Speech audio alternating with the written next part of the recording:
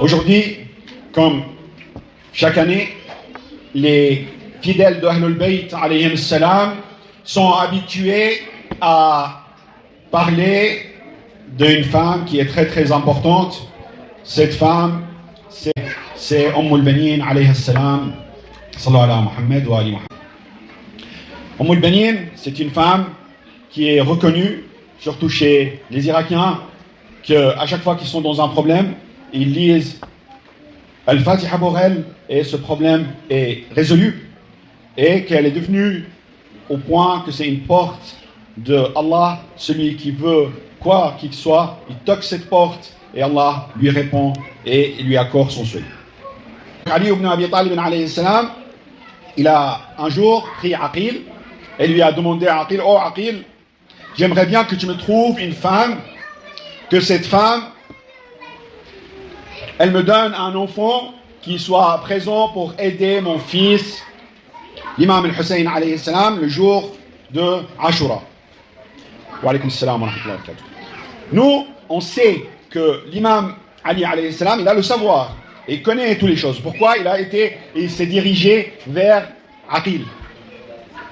C'est tout simplement, la réponse c'est que lui, il voulait passer dans les ordres des choses correctes et demander aux professionnels, à celui qui sont professionnels dans le domaine.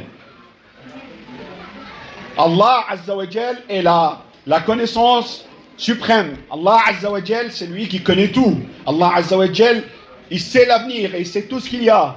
Et Allah Azza wa Jal, il demande à Moussa: qu'est-ce qu'il y a dans ta main, ya Moussa? Oh Moïse, qu'est-ce qu'il y a dans ta main? Est-ce que ça veut dire qu'Allah, il ne sait pas qu'est-ce qu'il y avait dans la main de Moussa? Non, wal'iyadu billah, il sait. Mais simplement, lorsqu'il a demandé, parce que le spécialiste, c'était Moussa, qui savait qu'est-ce qu'il y avait dans sa main. Et à ce moment-là, Moussa a répondu que c'est un morceau de bois que je m'appuie dessus, et il lui a expliqué. Allah, il le savait, mais il voulait diriger la question vers les spécialistes.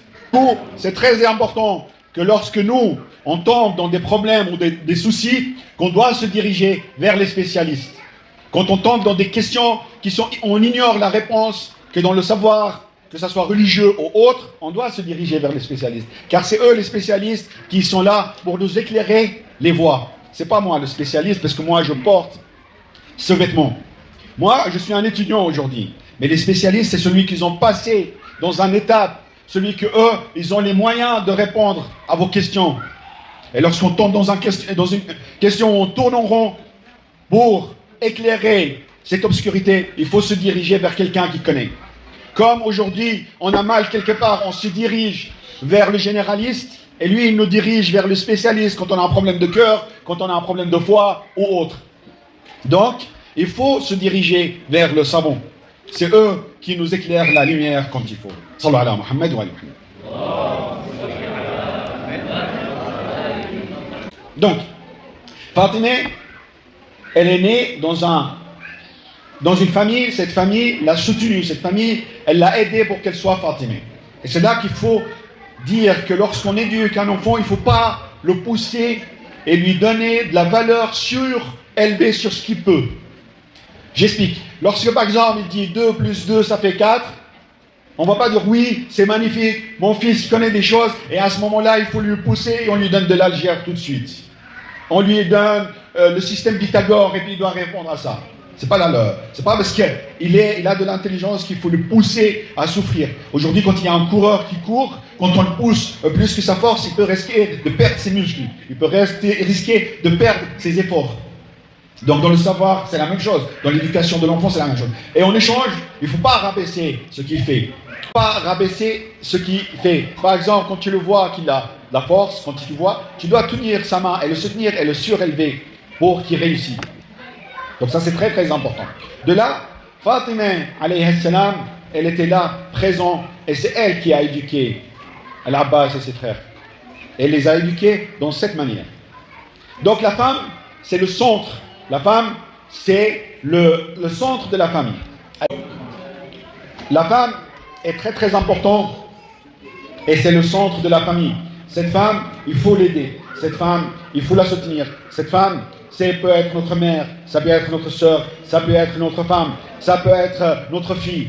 Il faut être là, à l'aider, à l'encourager. à le renforcer.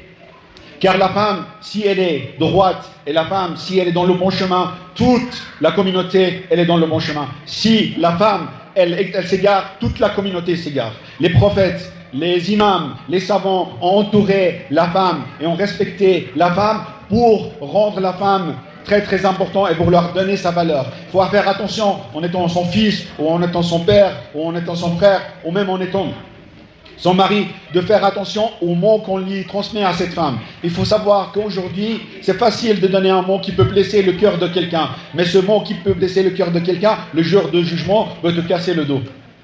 Le jour de jugement, cette parole peut te casser en deux. Cette parole peut te éloigner du paradis. Donc, le plus important, c'est de respecter cette femme. Cette femme, l'islam a voulu de cette femme qu'elle soit là, forte. Et que lorsque la femme s'occupait, c'est elle qui s'occupait de construire, et c'est elle qui s'occupait d'éduquer. Les enfants sortaient des hommes, des vrais hommes, des hommes courageux, des hommes forts, des hommes savants. Et lorsqu'on a échangé, et on a mis les hommes qui éduquent les enfants, et les femmes qui vont travailler à l'extérieur, les hommes sont devenus faibles. Les hommes ne sont plus comme avant des savants. Les hommes ne sont plus comme avant. Là, je ne suis pas en train de dire que la femme, elle ne doit pas travailler à l'extérieur. Mais on doit lui dire qu'on doit le soutenir, cette femme. On doit la soutenir pour qu'elle construise, qu'on doit la soutenir pour qu'elle fasse la base, la chose que Allah l'a créée pour qu'elle soit là. Allah l'a créée quand même pour qu'elle éduque. Il l'a créée pour qu'elle construise. Il l'a créée pour qu'elle fasse d'une famille une grande génération qui emporte ce monde vers un monde meilleur. Donc, cette femme est très très importante, la soutenir est très très important, mais la chose la plus importante, c'est que quoi que tu fasses, et quoi que cette femme, elle soit, sallallahu alayhi wa Muhammad wa ali Muhammad. Wa alaykum assalam wa rahmatullahi wa salam alaykum. La baisse في الثانية بأعلى أصواتكم. الثالثة لتعجيل الفرج. Cette femme qui est là, il faut savoir que ce qui se passe à la maison et que toutes les réactions de cette femme, c'est dû à la réaction de l'homme. Lorsque l'homme commet un péché à l'extérieur, la femme et le caractère de la femme réagit par rapport à ça. Lorsque l'homme à l'extérieur de la maison fait quelque chose de bien, ça retourne sur sa maison et la femme réagit par rapport à ça, sans qu'ils se rencontrent, sans qu'elles se rencontrent. Aujourd'hui, quand l'être humain commet un péché à l'extérieur, qu'est-ce qu'il arrive à la maison? C'est dû à ce qui s'est passé à l'extérieur. Si tu as des problèmes à la maison, il faut regarder comment tu as été avec l'extérieur. Si tu sens que ta femme elle est vulgaire à l'intérieur, il faut voir qu'est-ce que l'homme a fait à l'extérieur. Tout ça, c'est une réaction. L'islam dit que tout ce monde est attaché. Qu'est-ce qui se passe à l'intérieur de la maison va se retourner à l'extérieur. Et qu'est-ce qui se passe à l'extérieur de la maison va retourner. Aujourd'hui, quand toi tu regardes un mauvais regard, quand tu regardes une femme, à ce moment-là, quand tu rentres à la maison, sache-le, que qu'est-ce qui s'est passé, c'est par rapport à ce que tu as commis comme péché. Et ça, selon le hadith du prophète Mohammed sallallahu alayhi wa alayhi, que tout ce que vous commettez comme péché à l'extérieur, le prophète dit, celui qui voit que sa femme réagit mal envers lui, il faut qu'il regarde qu'est-ce qu'il a commis à l'extérieur. Et ça, c'est très important. J'irai plus loin, protégez, ça je dis aux enfants, aux jeunes, aux plus grands, protégez vos femmes, protégez vos filles, protégez vos sœurs. Et pour protéger vos femmes, protéger vos sœurs, protéger vos filles, faites attention à vos regards. Lorsque vous regardez les femmes des autres, sachez qu'il y a quelqu'un qui va regarder votre femme. Donc, l'histoire raconte, je ne vais pas faire très long, qu'il y avait un homme qui était parti au pèlerinage, et lorsque il est revenu, il a demandé à sa femme comment ça a été là, elle a dit tout allait bien, sauf qu'il y avait une chose. À l'époque, on versait de l'eau pour amener à la maison, aux maisons. Celui qui nous ramenait de l'eau, quand j'ai tendu ma main pour reprendre de l'eau, il m'a tenu la main.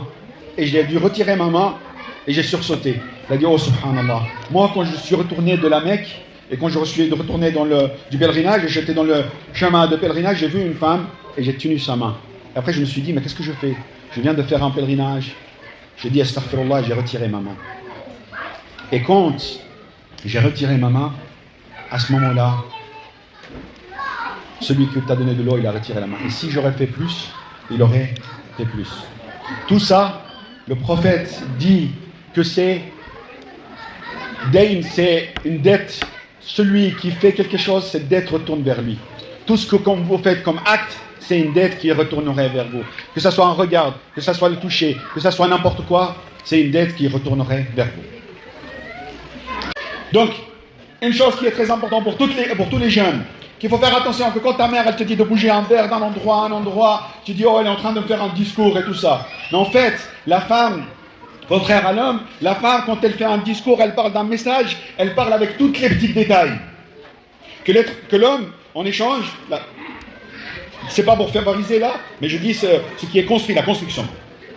C'est que la femme, l'homme quand on échange, il dit quelque chose, il le dit en bref, et il arrive pile au but. Mais c'est pas parce qu'il l'a dit en bref qu'il est supérieur. C'est qu'il l'a dit, mais il peut oublier beaucoup de détails. Donc il faut fusionner entre les deux. Car la femme, quand elle parle, c'est pas parce qu'elle veut parler, mais elle veut que tu sois là pour te rappeler de tous les détails. En échange, l'homme, il a 3 secondes. Dans ces 3 secondes, si il accepte et il voit que c'est intéressant, ça va se retourner contre moi. Si c'est intéressant ce qu'il est en train de dire, là, l'homme ouvre son esprit et commence à avaler. Si dans les 3 secondes, il voit que c'est pas intéressant, il y a un bloc, il y a un message qui ne rentre plus. Voilà. Donc, voilà. Femme, c'est très très important d'être là. Il faut savoir que pas tout ce que tu reçois, c'est des devoirs et c'est des enchaînements. Le fait de porter ton voile, le fait que tu ne dois pas faire ça, tu ne dois pas élever la voix, tu ne dois pas faire ça, tu ne dois pas faire ci. Ce n'est pas seulement des ordres. Aujourd'hui, moi, dans mon état, j'ai dû faire des cours, j'ai dû apprendre, j'ai dû souffrir, j'ai dû abandonner beaucoup de choses. J'ai dû pour avoir ce que je suis habillé aujourd'hui. Et jusqu'à maintenant, on me dit, tu es un élève dans le savoir. Tu es un élève dans la religion. Donc je suis toujours au premier rang, au début toujours, au premier palier. Mais toi, femme, tu portes le voile. On te dit, tu es musulman et tu es la professeure de tous les hommes. Donc voici ce qu'Allah t'a offert. Voici ce qu'Allah t'a donné.